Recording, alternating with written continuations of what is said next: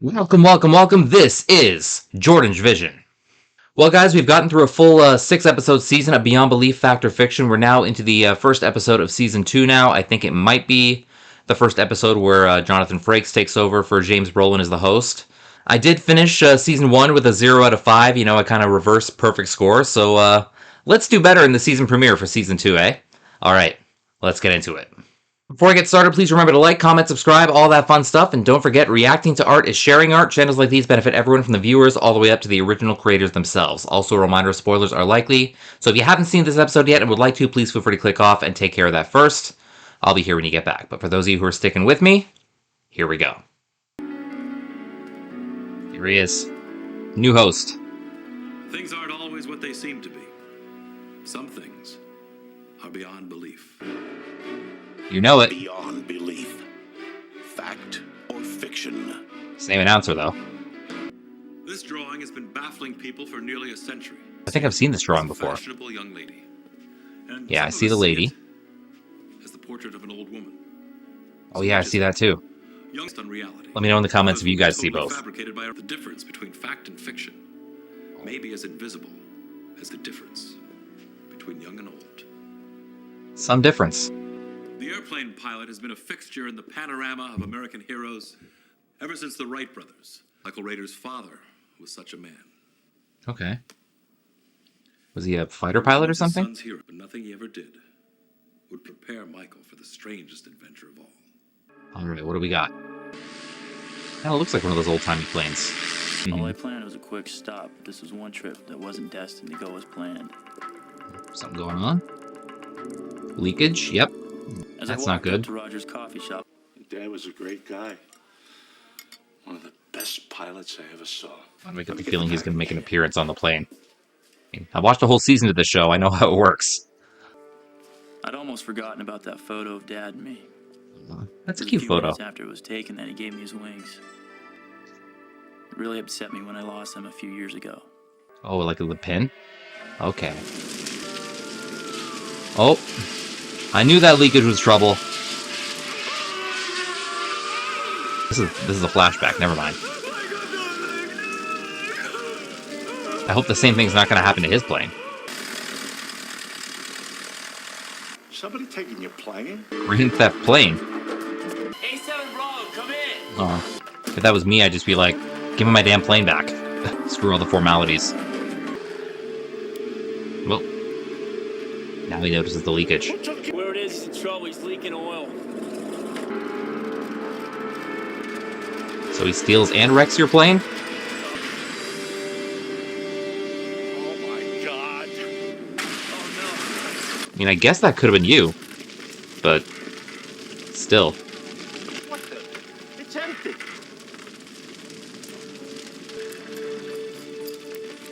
Oh, it's the wing pins.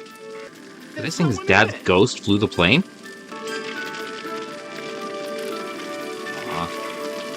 Save the picture before it burns. How could a plane fly itself? His Good engine running question. with controls an automatic pilot. They suddenly It's jarred possible loose for from autopilot some to do that crevice kind of of the thing? plane by the crash. Let's think. You know, he did make that point about autopilot. I don't know if autopilot is capable of, like, actually, you know, starting a plane and flying it around like that, you know, pretty much from scratch. I think autopilot is more like, you know, if you're already up there and you kind of know where you're going, you just turn it on to chill for a while, but I don't know if autopilot can actually do that. I think that would be the only explanation for this possibly being true, because otherwise this is a pretty far-fetched story. Like, how would that happen? I suppose the wings pin could have just been misplaced or something, but yeah, the whole flying the plane by itself thing without a pilot is weird. I guess it's possible too, you know, maybe someone stole the plane and, you know, parachuted out of it or something before it crashed. Yeah, I'm going to mark this one down as fiction, I think. It does strike me as one where they might surprise me and say it's fact, but, you know, I'm going to say it's fiction. Okay, next story. A lockbox. A good idea if you're one of the 70 million people in the United States who keeps a gun in your home. He raised 2 children through college without incident. The box was locked tight and stored out of harm's way. If you have a gun, that's the way to do it. Come now to bring out. I knew that sooner or later Tom would want me to learn how to use his gun. especially with everything that was going on in our neighborhood. It Tough always one? felt so sad. First, the people down the block were robbed, then across the street, and then our neighbors right next door. Sounds like a Suddenly, it lot didn't going feel on. quite as secure. You know, the Drakes woke up and found him there. This guy in a ski mask just rifling through their drawers, inches away from them. I mean, Hey, how's this it going? guy has really got. It's a good time for me to be traveling. Maybe I should cancel. Now with the kids grown and out of the house, this is a perfect time for you to follow your dream. Still, So she can protect herself. Oh, right. I'll just make sure of that. Oh, Tom, no. This is the trigger, and this is I'll the just thing you end up point at shooting whenever you myself, want to I bet. die. No, this gun only shoots bad people. It only shoots you bad will. people. Ooh. Well, there's our robber. Phone dead too?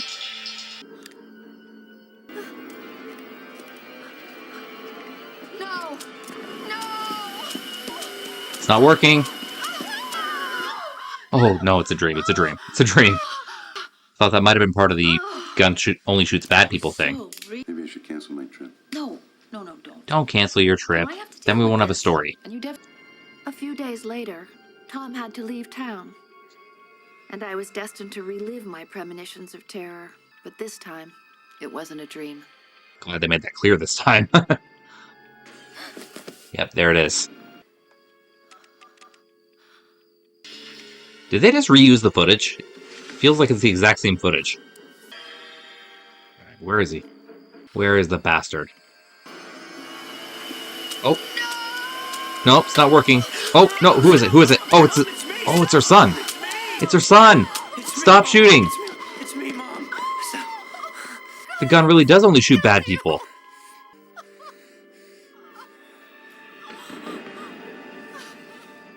Oh, dropping it like that is dangerous, though. Don't ever do that.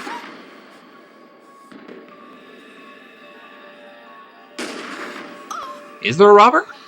In a stunning turn of events, it had shot and killed the intruder who had been hiding in our house all along. That's a crazy story, man. How do you explain the fact that this gun would not shoot the sun? Yet moments later, it fires and hits the intruder. Let's talk about that. Okay. I don't know if I really buy the whole the gun only shoots bad people thing. But I think there is possibly an explanation for why it didn't shoot the sun and it did shoot the intruder. Maybe there was something about a special safety, or maybe, she wasn't doing it right, or she wasn't pulling the trigger hard enough, or something like that. For that reason, I think this story is believable. Maybe not for the whole reason of, gun only shoots bad people, but I do think it is possible these events could happen. So, a lesson I've kind of learned with the show, just because something could happen doesn't mean it did. But I'm going to mark this one down as true. Okay, I've got a fiction, I've got a true. Let's take on story number 3.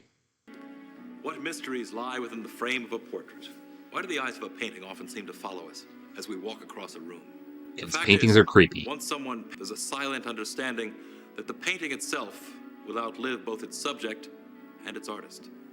True. Painter William, for centuries, people have argued over it, attempted to define it, redefine it, all in an effort to describe it.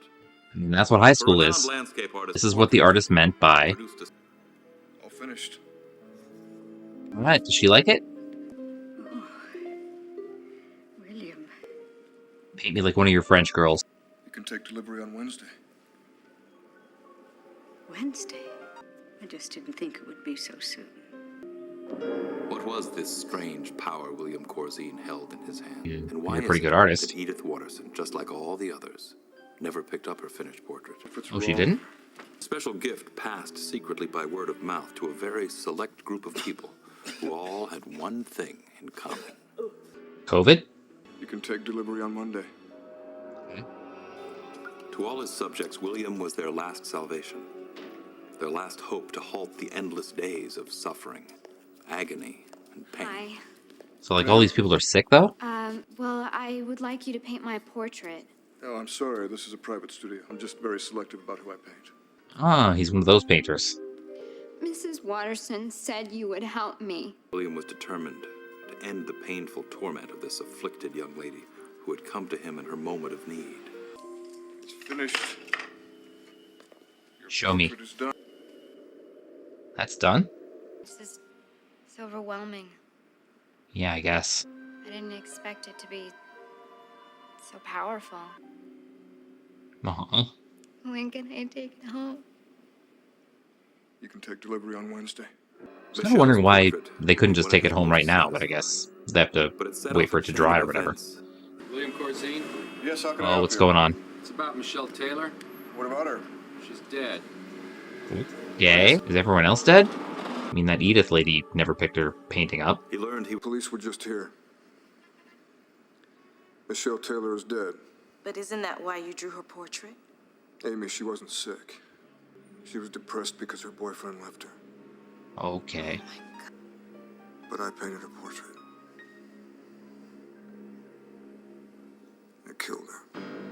Painting people kills them. William had one last portrait to paint. He worked endlessly, painting day and night until it was finally done. Oh, I think I know what this is. It's himself, yeah. His body was And, discovered yep. by his assistant the following morning. An autopsy revealed that he died of a heart attack. Did William Corzine really have the power to end the lives of his subjects? Did he really take his own life by painting a self-portrait? Or had the gruesome circumstances of his life become too much for his heart to bear? You might think I'm a little crazy for this one, but I am thinking I'm going to mark this one down as true. And I'll tell you why. Originally, he selected his clients, as sick people who were near death, so I think, that part is believable. And, maybe this other lady heard about him and, wanted to be immortalized before she knew what she was going to do, and she wanted to have a portrait made before she did it.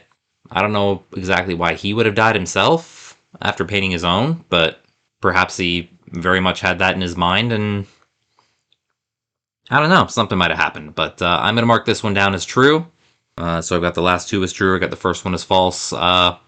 Let's get on to story number 4. People will pay thousands of dollars for such passes at sports events, rock concerts, press conferences. At a hospital, it takes on a different meaning. The rest of us can only guess what life and death mysteries are hidden within the corridors of a medical center. I imagine they're a little freaky. The first time I met Eddie was when we shared a room together at the county hospital. I didn't know too much about him, only that his father was a doctor at the hospital. All I knew about Eddie's condition was that he was just like me. Very, very bored. If you're spending a lot of time in a hospital, you would be. Hi, son. Hey, Dad. Yeah. How you doing tonight, Kevin? Never better, Doc. Nothing nicer than strained green beans for dinner. At least it's dry in here. So were the green beans. So, Dad, being that Burn. you work here, I thought you said it was nothing. I'm sure it is. We just have to run a couple more tests. Sorry. Your mom and Chad. what's he doing? Oh, stealing his pass.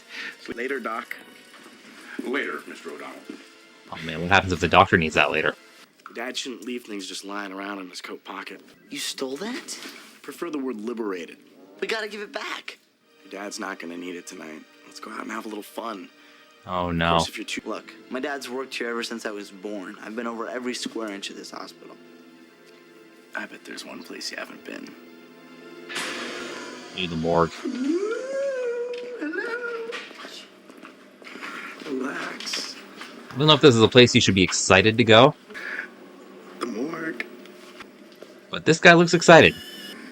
And this is your brain on formaldehyde. Oh gosh. Such a good idea. Let's see who's behind door number 1. What are you doing? Are you nuts? Somebody's coming. Hide, quick. Oh. Not many places to hide in a place like this. Here comes someone else. Please leave the fresh meat alone. Clear. That's it. I'm out of here. No. Not until you open it. No way, forget it. Come on, don't be Peer such a pressure. baby. Just open it. Ever have respect for the dead? I don't think our new friend's gonna mind. His family might. I open it and we'll leave, right? You have my solemn word. Somehow I doubt that means a lot. Here's... What?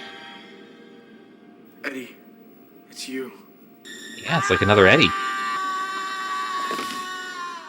When I came to, I didn't see Eddie, but I could hear the nurse. Dr. Anderson and his family were in a car accident last night.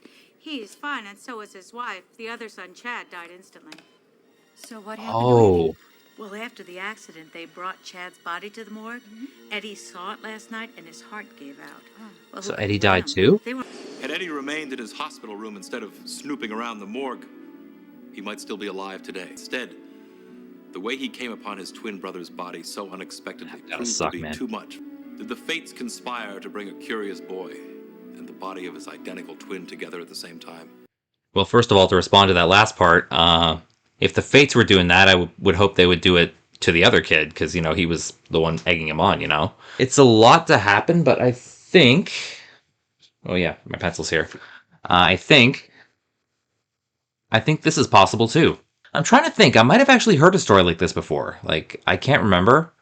But I have a feeling, this is potentially true. I mean, the kid was in the hospital. His heart was potentially weak. I'm sure that's what actually happened there. So, yeah, I'm going to mark this one down as true as well. Last story of the episode. Here we go. This is Jonathan Frakes, and you're the next caller. If it's true that the First-time pen caller, is like long-time your listener. sword, what then do we say about the microphone? Talk show radio hosts use this instrument to reach millions. What they Yeah, I've call got one too now. the host who holds the balance of power. Oh, yeah. With a flip of a switch, he can cut off any annoyance. That balance There are of some power hosts I wish becomes would do that more often. unbalanced. Clive Kincaid was the hottest thing in talk radio. His late-night show was so popular there were plans of syndicating it across the country. Clive had no use for the people in his life, especially his listeners. He thought of them only as numbers. Like a flying saucer. Isn't that what it's all about? Saw a UFO. The subs? Why can't you believe it? Because you're an idiot. You're about as bright as a 2-watt bulb. What's it like going through life with the porch light Man, this on would not dim? fly on today's radio. Wave bye-bye, pal. Next caller. My question's about your son, Robbie Griffin. What did you say? Robbie Griffin, remember him? Yeah, time to wave bye-bye. See you, sonny boy. Yeah, what about his We'll be son? back. We can't hear the caller. It sounds like you're talking to yourself. Well, I can. And I don't want you to put those wackos through to me anymore. Then you have no show, buddy. It's Clive Kincaid, and you're listening to Kincaid All Night. It's me again. Do I get any help at all? Come on. Can't hear him? Next. You remember Robbie Griffin? Yes, I remember Robbie Griffin. But if you think you're going to take some name from the past and screw with me, you've got another thing coming. Wave bye-bye. Oh, jeez. I don't get this. I can't hear anybody but Kincaid. Listen, I was passing through Fort Wayne, Indiana, and I met someone. We had a one-night stand. All right, I was going through Fort Wayne again, so I looked him up. I found him. He looked just like me.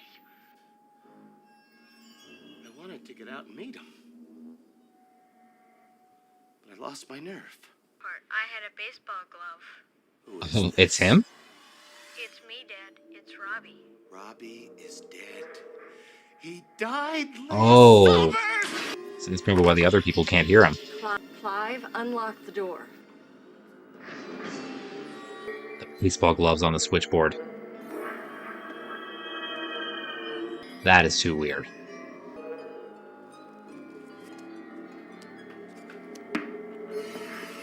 With the tennis ball, too. I better call Artie. Ooh, he's messed up. Can't you cut him off? I'm trying everything, and the controls aren't working. It's okay, Aw, Dad. man. You messed up. You know it? You were not my son! Get out of my life! Oh, is he dying? That's nuts. Something unusual was going on because at exactly 10:25, lightning knocked out the utility lines outside the studio. Phone Oh, company really? records show that no calls at all were made from that point on. By the way, that was the last time that Kincaid ever appeared on the radio. A curious twist, because his show that night achieved its highest ratings of all time. Is Going this out on story top, of the I radio guess. Talk show It's pretty crazy, First off, the telephone lines were knocked out, so nobody could call, so it's weird that he's hearing any voice, ghost or not. So, and then the baseball glove and the tennis ball appearing just in the studio like that. It's just a weird story, man. It's hard to believe, so I'm going to mark this last one down as fiction. I got the first and last one marked as fiction. I got the middle three marked as truth. Let's see how I did. Hopefully better than a 0 out of 5 this time. Here we go. Our story of the pilot whose plane took off by itself and then crashed to the ground, ultimately saving his life. Was that a work of fiction? Said it was fiction.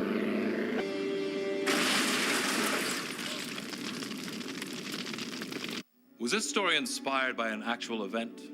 Yes. A similar event did take place. Wrong. 0 for 1. Our tale of the gun that refused to fire at the son returning from college. Said true. They created the whole "it only shoots bad people" narrative. But there might be another explanation. Well, this story of a gun that wouldn't fire at innocent people was actually based on an incident similar to this one. So that's true. Got that one right. No 0 for 5 today. And now the artist who seemed to hold the power of life and death in his hands. So I said true for this one. Just very selective about who I paint.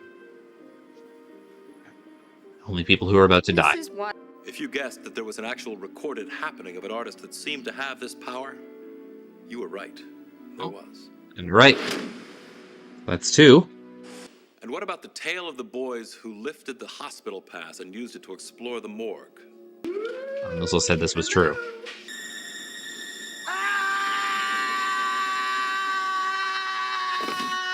Yeah, that would screw with me. This tale of a young man who confronted the dead corpse of his identical twin and then died himself? Pure fiction. That was fiction, okay. Wrong. Oh, one more. What did you make of the radio talk show host who was haunted by a phone call from his dead son? And I said this was fiction. Just the baseball glove and the tennis ball appearing. Just a little too weird. Was there an actual story that we based this otherworldly confrontation on? Not this time. This time, okay. So that makes 3. Were you able to separate the two? And can you accept the fact that I guess certain pretty good. truths, Jonathan Frakes? Well, thank you for joining me for the Season 2 premiere of Beyond Belief Fact or Fiction. I'd kind of gotten used to James Brolin. It'll take me a while to get used to Jonathan Frakes, although he's the host that most people seem to identify with this show. But, got 3 out of 5, matched my personal high, so we'll try to do better next time with Episode 2. But thank you guys so much for tuning in. Don't forget to like, comment, subscribe, all that fun stuff. Check out my sports vlogging channel, Jordan's Vlogs, and we will see you in the next one. Thank you guys so much. Have a great night. Bye-bye.